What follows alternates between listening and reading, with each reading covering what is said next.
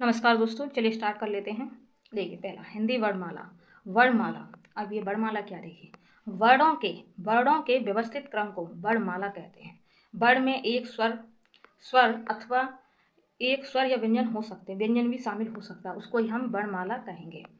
हिंदी भाषा की वर्णमाला देवनागरी लिपि में लिपिबद्ध है।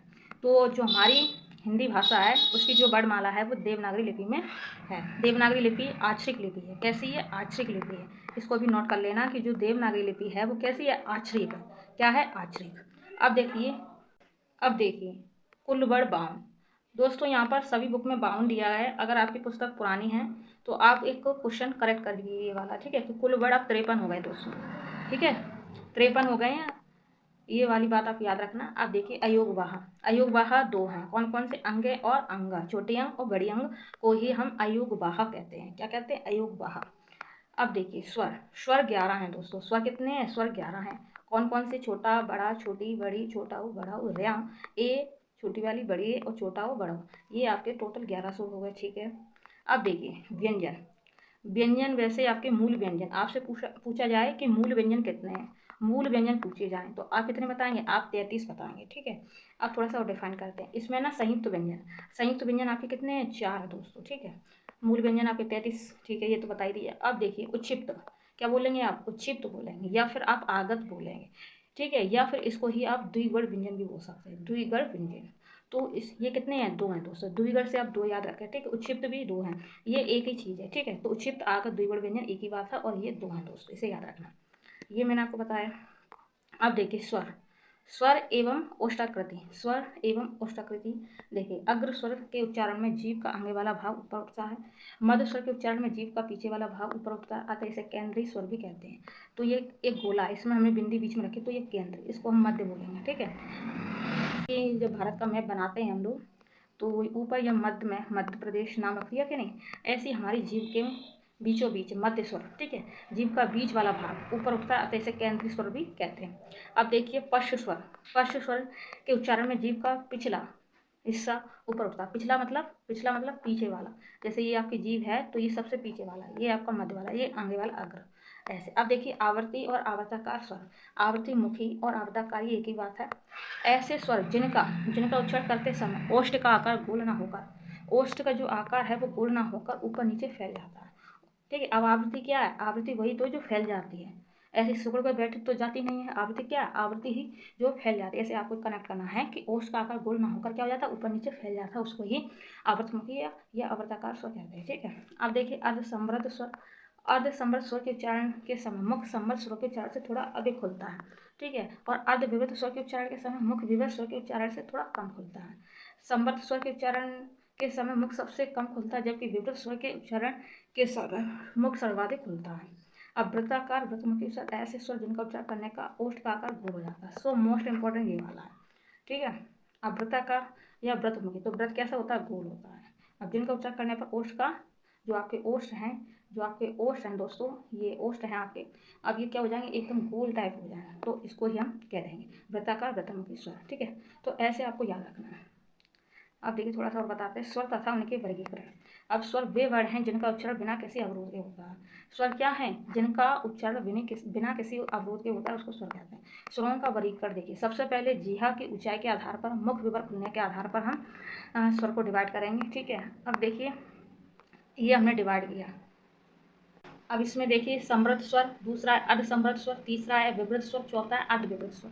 अब समृद्ध स्वर है, इसमें छोटा छोटी छोटा हो बड़ा हो, ये समृद्ध स्वर है, ई उ समृद्ध स्वर, ठीक है। अर्धसमृद्ध स्वर ए और ओ, अर्धसमृद्ध ए और ओ, ठीक है। अब याद कैसे रखें थोड़ा सा भी समझाएं, ठीक है। विवृद्ध मतलब ये वाला बड़ा, विवृद्ध अब बड़ा, ठीक है।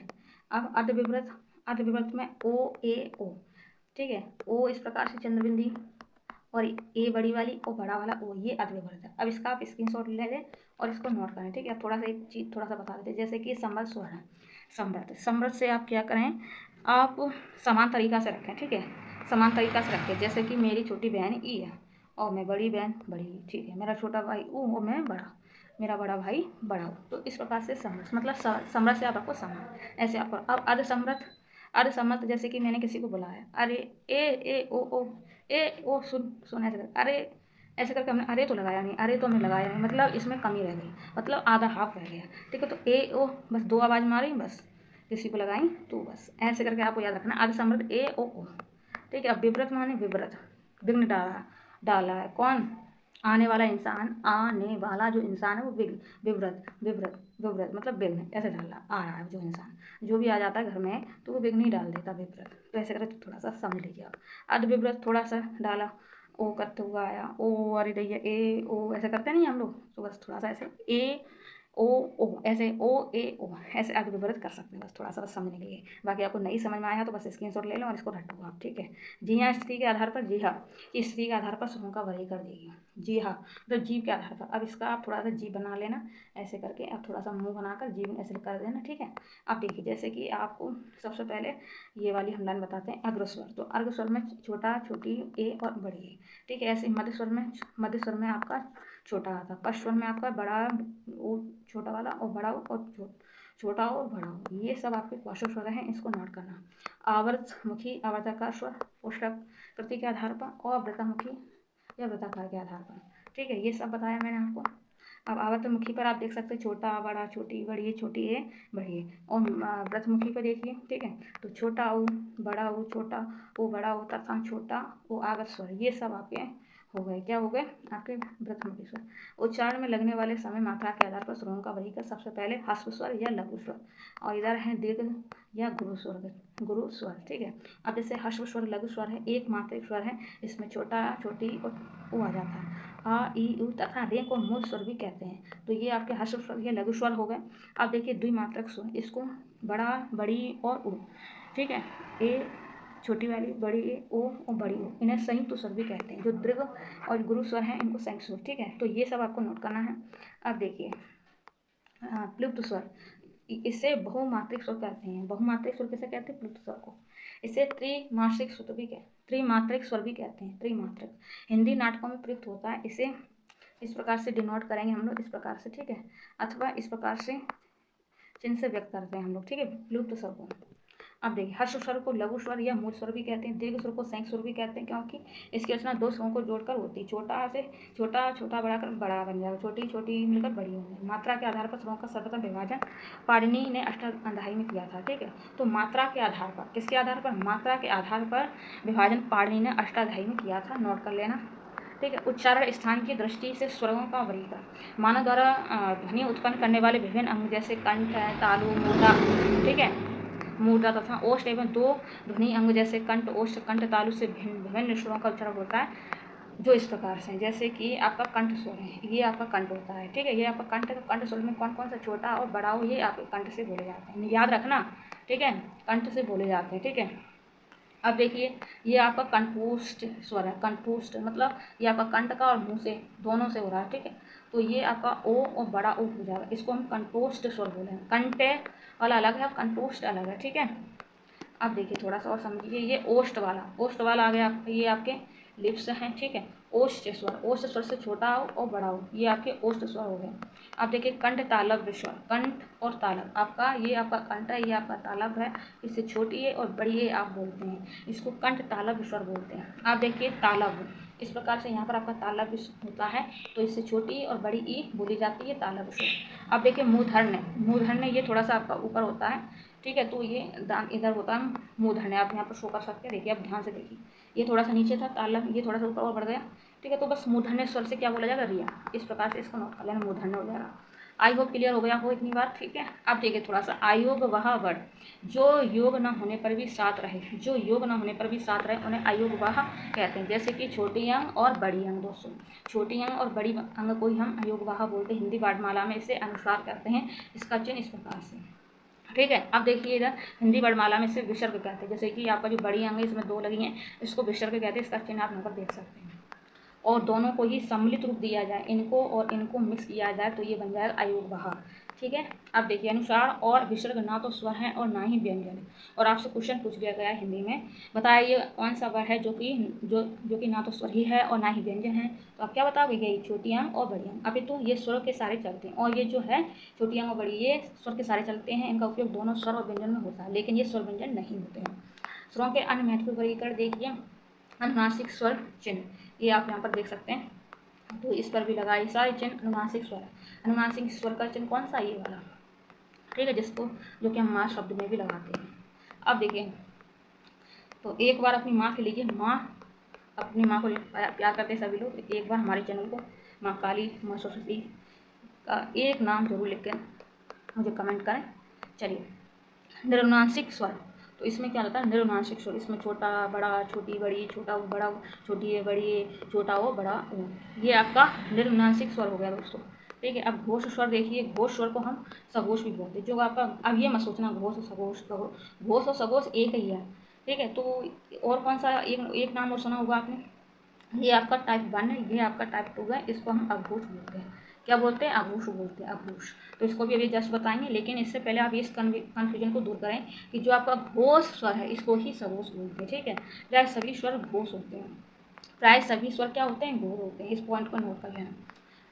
अब देखिए, जिन स्वरों के उच्चारण में श्वास, मुख तथा नाक दोनों से बाहर निकाल, मैंने क्या बताया? जिन स्वरों के उच्चारण में श्वास, मुख तथा नाक दोनों से बाहर निकले उन्हें अनुनासिक स्वर कहते हैं। अनुनासिक रूप को चंद बिंदु द्वारा व्यक्त किया जाता है, जैसे कि मैंने आपको अभी जस्ट माँ लिखकर बताया, ठीक है। अब जब किसी स्वर के उच्चारण करने में श्वास केवल मुख से बाहर निकले तो उन्हें निरुनासिक या अनुनासिक स्वर कहते हैं। अब इस बात को याद रखना कि निरुनासिक और अनुनासिक, इस बात को याद रखना, ये दोनों वर्ड्स एक ही हैं, ठीक है। जिससे क्या होता है? इससे सिर्फ मुख से ही बाहर निकले उसको ही हम बोलेंगे, ठीक है। और मुख और नाक दोनों से निकले तो उसको हम क्या बोल रहे थे? उसको हम अनुनासिक बोल रहे थे। क्या बोल रहे थे? अनुनासिक बोल रहे थे, ठीक है। अब इस बात को याद रखना। चलिए, जिन वर्णों के उच्चारण में नाद स्वर कंपन का उपयोग होता है उसे उन्हें क्या कहेंगे? उन्हें हम घोष स्वर कहेंगे, ठीक है। ये मैंने आपको बताया। ऐसे वर्ड जिनके उच्चारण मुख से कम वायु निकले उनको अल्प प्राण कहेंगे। कम वायु निकले तो अल्प प्राण, ज़्यादा वायु निकले तो क्या कहेंगे? उसको महाप्राण कहेंगे। ज़्यादा वायु निकलेगी तो क्या कहेंगे? महाप्राण कहेंगे, ठीक है। अब देखिए, थोड़ा सा व्यंजन तथा उनके वर्गीकरण बता देते हैं। तो सबसे पहले देखिए, स्वर की सहायता से बोले जाने वाले, उच्चारित होने वाले वर्ड को व्यंजन कहते हैं। स्वर की सहायता लेनी पड़ती है किसको? व्यंजन भाई साहब को, ठीक है। चलिए, इनका उच्चारण स्वर के सहयोग के बिना नहीं किया जा सकता। किनका? व्यंजन का। अब व्यंजन क्या? ध्यान से समझना दोस्तों। दो व्यंजनों से मिलकर बने व्यंजन को संयुक्त व्यंजन कहते हैं। अब आपसे क्वेश्चन पूछ लिया जाए कि संयुक्त व्यंजन किसे कहते हैं, तो दो व्यंजन, 1+1 मिलकर 2 इंसान हो जाते हैं। हो जाते क्या नहीं? संयुक्त हो जाते क्या नहीं? एक लड़का है ये टिन्नू और यह है मिन्नू, ठीक है। अकेला ये था, अकेला ये था, अब दोनों प्लस हो गए, भाई भाई दोस्त दोस्त बन गए, तो ये क्या हो गए? संयुक्त हो गए। ऐसे ही आपको याद रखना है कि दो व्यंजन है तो मिल गए और फिर क्या हो गए? संयुक्त हो गए, संयुक्त, ठीक है। ऐसे याद रखना। जिन व्यंजनों के उच्चारण में जीव ऊपर उठकर मुर्दा को स्पर्श करके तुरंत नीचे आ जाए उसको द्विगुण व्यंजन कहते हैं। इसे उक्षिप्त व्यंजन भी कहते हैं। मतलब द्विगुण व्यंजन को ही हम उक्षिप्त व्यंजन कहते हैं। जिन वर्णों का उच्चारण मुख्य किसी विशेष स्थान से होगा उन्हें स्पर्श या स्पर्श व्यंजन कहते हैं। इनकी कुल संख्या का से माँ तक है। तो स्पर्शी व्यंजन कितने हैं? स्पर्शी व्यंजन 225 हैं। स्पर्शी व्यंजन कितने हैं? 25 है। अब आपको कैसे याद रखा जाए? मुझे लगता है कि ये जो मेरी क्लास है वो 25 साल के लोग ज़्यादा देख रहे हैं और 25 साल में बहुत ज़्यादा संघर्ष, इस पर से आपको याद रखना, संघर्ष। 25 साल की एज में बहुत बड़ा संघर्ष चलता है हम लोगों के मन में। हमें मेंटली, फिजिकल सब तरह का प्रेशर पड़ता है कि हम कैसे करियर बनाएं, कैसे हम अपने असफलताओं से सीखकर सफलता की तरफ बढ़ें। तो बहुत संघर्ष, स्पर्श संघर्ष। कितनी एज में? 25 एज में। 25 हैं तो कितने हैं? स्पर्श व्यंजन कितने? 25 हैं दोस्तों, ठीक है। क्रम से कंठ, तालु, मूर्धा, दंत तथा उष्ठ से उच्चारित होते हैं। कंठ से भी, तालु से, मुद्रा से, ओष्ठ, दंत, ये सब से बोले जाते हैं, ठीक है। इतनी बात समझ में आई। अब देखिए, जिन वर्णों का उच्चारण स्वर और व्यंजनों के बीच हो उन्हें अंतस्थ व्यंजन कहते हैं। जिन वर्णों का उच्चारण स्वर और व्यंजनों के बीच हो वो उन्हें अंतस्थ व्यंजन कहते हैं। अंतस्थ व्यंजन कितने हैं? 4। अब 1 बार, 2 बार, 3 बार, 4 बार, तो अंतस्थ में कितने बार आ रहे हैं? 4 बार आ रहे हैं। तो ये लो, अंतस्थ व्यंजन की संख्या कितनी है? 4। ऐसे आप थोड़ा सा कनेक्ट करें। जिन व्यंजनों के उच्चारण में वायु मुख्य किसी विशेष स्थान पर घर्षण से प्राप्त ऊष्मा द्वारा उत्पन्न हो उन्हें उष्ण व्यंजन कहते हैं। तो उष्ण व्यंजन भी कितने दोस्तों? ये 4 है। उष्ण व्यंजन कितने हैं? 4 है दोस्तों, इसको भी याद रखना। उष्ण व्यंजन भी आपके 4 है दोस्तों, ठीक है।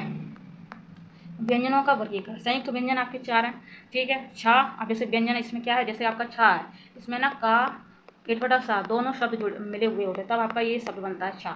ऐसे ही त्रा, ता और प्लस रा, और ज्ञा में भी आपका जा और चुलेखियाँ बनी होती है, उससे आप में ज्ञान छुपा होता है, ठीक है। ऐसे ही आपका ये सा वाला, सीधे वाला सा और रा इसमें जो होता है तब आपका ये शब्द बन जाता है सा।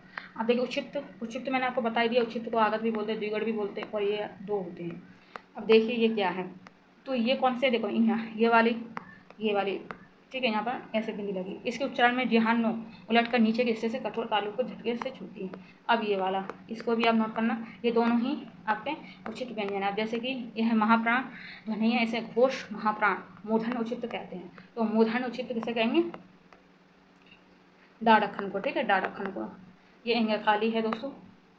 अब देखिए मूल व्यंजन। मूल व्यंजन आपको मैंने 33 बताया, स्पर्श व्यंजन आपके 25 हैं, ठीक है। इस प्रकार जैसे कि आपने रा भी कई जगह लिखा देखा होगा, जैसे कि अभी रिव्यू ऑफिसर का एग्जाम हुआ था आर का, उसमें रा ऐसे लिखा दे देते हैं कुछ लोग, रा ऐसे लिख देंगे ऐसे करके, और एक रा ऐसे ऐसे। तो इनमें क्या फ़र्क है, ठीक है। तो अभी जस्ट बताना, देखिए रा का वर्ग चा वर्ग, देखिए पहले सबसे पहले देखिए सबसे पहले ये का और ये चा और टा और ता और का वर्ग, ये सब आपके क्या स्पर्श व्यंजन। और एक एक्स्ट्रा शब्द है ये वाला, ये ऐसे करके ऐसे नहीं लगाया, ये बड़ा ऊ होता है, लेकिन यहाँ पर घुंडी ये ऐसी बनी है, ऐसी नहीं बनी है, ठीक है। तो आपसे अगर पूछ लिया जाए तो ये क्या चीज़ है, ऐसे रा बना, ये क्या चीज़ है, ये भी स्पर्श व्यंजन है। आपके 4 ऑप्शन दे दिए, आपसे पूछा तो ये आपका स्पर्श व्यंजन है, ठीक है।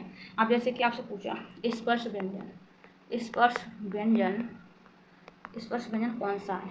ए ऑप्शन आपको दिया छोटी, बी ऑप्शन दिया आपको छोटी ए, सी ऑप्शन आपको दिया, यहाँ पर दे देते, सी ऑप्शन आपको दे दिया आपको रिया ये वाला, ठीक है।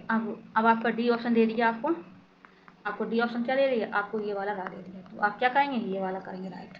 बस थोड़ा सा भले ही टाइम लग गया, पर चीज़ें यहाँ पे मस्तिष्क तक पहुँच जाए, इस वजह से मैंने लिखा इतनी देर तक। अब देखिए अंतस्थ व्यंजन, ये आपके 4 हैं, या रा लावा अंतस्थ व्यंजन, ठीक है। उष्ण व्यंजन आपके 4 हैं, उष्ण व्यंजन आपके कितने हैं, 4 हैं दोस्तों। उष्ण व्यंजन भी आपके 4 है, सीटी बटा सा, सड़क सा, एक मिनट, सीटी वाला है ये, ठीक है। ये पेटपट्टा सा है, ये सड़का सा है, ये हका है। तो ये आपके उष्ण व्यंजन होगा। और एक भाई साहब फिर से ये आ गया, ये रा वाला, ये रा भी आपका उष्ण व्यंजन है, इसको भी नोट कर लेना, ठीक है। बड़े बड़े शब्द नहीं लेते, अपने नोट्स ऐसे बनाओ कि दूसरा इंसान पढ़ नहीं पाए, समझ नहीं पाए, आपके नोट्स आप ही पढ़ पाएँ, आप ही समझ पाएँ, ठीक है। अब देखिए थोड़ा सा उच्चारण के आधार पर व्यंजनों का वर्गीकरण। स्पर्श व्यंजन या इनको वर्गीय व्यंजन भी कहते हैं। कंठ तालु मूत्र दंत को ओष्ठ के स्पर्श से उच्चारित होने वाले व्यंजन स्पर्श व्यंजन या वर्गीय व्यंजन कहते हैं। कंठ व्यंजन कितने हैं, 5। कंठ व्यंजन कितने हैं, 5 हैं। का वर्ग का ख घ घ ङ, ये आपके कंठ व्यंजन। तालव्य व्यंजन देखिए, तालु व्यंजन, इसको ताला भी बोलेंगे, ये भी 5 हैं। तो ये चा छा जा चले गए, ये आगे हो गए। अब देखिए मूर्धन्य, ये जो हम बता रहे हैं आपको, मैंने आपका काव्य का पूरा बताया, सब बता रहे हैं। इसकी मैंने ट्रिक भी एक वीडियो बनाई, उसका हम वीडियो के डिस्क्रिप्शन में लिंक दे दें, वो वीडियो देख लेना, आपको ये सारी चीज़ें हमेशा हमेशा के लिए याद हो जाएंगी, ठीक है। ट्रिक के साथ मैंने बताया उसमें। अब जैसे कि यहाँ पर बता रहे हैं मूर्धन्य व्यंजन, ये इसमें भी 5 शब्द हैं, कौन कौन से देखिए। टावर के सवारे, टा ठा ढा ढा ड़ा, ये हो गया। अब दंत व्यंजन में तावर के आते, ता था ढा ढा ना, ये हो गए। अब ओष्ठ व्यंजन में देखिए, ओष्ठ व्यंजन आपका पावर का था, फा फा बा भा और माँ, ये आपके ओष्ठ, इसमें भी 5 हैं दोस्तों। दंतोष्ठ आपका सिर्फ बा, सब वो भी हालत रखी, ठीक है, एक है दंतोष्ठ। अब वश व्यंजन देखिए, जीहा के अग्रभाग या नौ के द्वारा दांतों एवं मसूड़े के पास उभरे खुदरे भाग से उच्चारित होने वाले 5 कौन कौन से, जा ना रा ला और साह, ये आपके वर्ष व्यंजन है। अब देखिए थोड़ा सा प्रयत्न के आधार पर व्यंजनों का वर्गीकरण।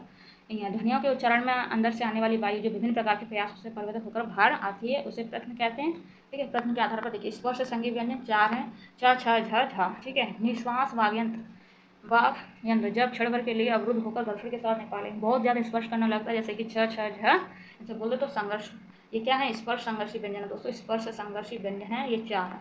अब देखिए संघर्षी व्यंजन पूछ लिया जाए, ठीक है, तो अभी जैसे बता रहे संघर्षी व्यंजन आपके ये वाले हैं, सीटी वाला सा, सड़क का, एक मिनट, सीटी वाला सा, पेट वाला सा, सड़क का सा, हर का हा, ये आपके क्या है, संघर्षी व्यंजन, हिंदी वर्णमाला।